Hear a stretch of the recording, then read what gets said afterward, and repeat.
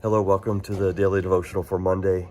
My name is Tim. I serve as the lead pastor here at the River at Eureka River Online, and I'm actually joining you from the big theater here at Eureka High School. Actually recording this on Saturday evening. The baccalaureate service just ended, and it was originally scheduled for Wednesday evening. And of course, last Wednesday was all the storm warnings and stuff. And so Rockwood School District, out of abundance of caution, canceled everything after school, all sport activities, clubs, including the baccalaureate service. And so the baccalaureate service was postponed and rescheduled for Saturday evening. And then what happened is the pastor that was supposed to share a message on Wednesday was no longer available on Saturday.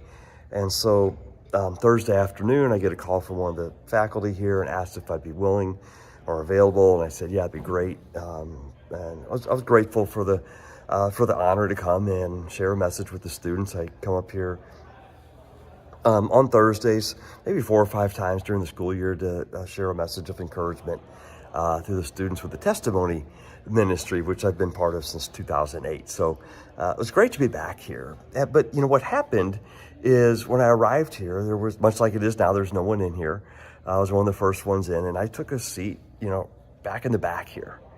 I just sat there, my water bottle and my notes, and watched people come in and greet the people and things like that. And I didn't want to sit someplace where I shouldn't, right? So it's always safe to sit in the back.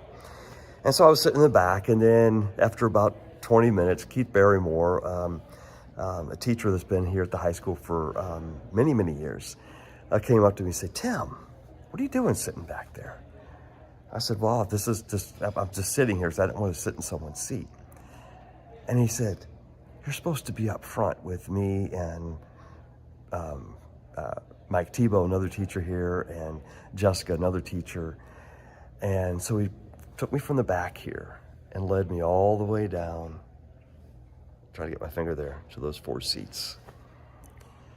And as he was doing this, I was just struck with this parable of Jesus. Jesus is, observing something going on around him, and people are scrambling for the best seat at some kind of big event, trying to get near the head table, trying to get next to the seat of honor or someone famous or whatever.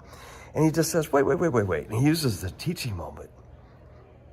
And he says, and I'm paraphrasing, Luke 14:7-11, he said, if you're invited to a wedding banquet, don't go to the front and sit in the seat of honor. Because if someone arrives that is supposed to be in that seat, then you are removed, and in shame you will walk back to a lower spot. Instead, seat yourself at the lower spot. And if the host wants to invite you and elevate you to a better spot, then he can do that. And what this passage is about demonstrating humility in our lives. And that's not always natural for us, right? It's not always natural to be humble or to exert humility in our life, but that is an important virtue of Christianity, an important virtue of following Jesus, is to live a life of humility. And that's what Jesus is doing in this passage. He's encouraging us to live a life of humility. And what he's demonstrating here is don't lift yourself up.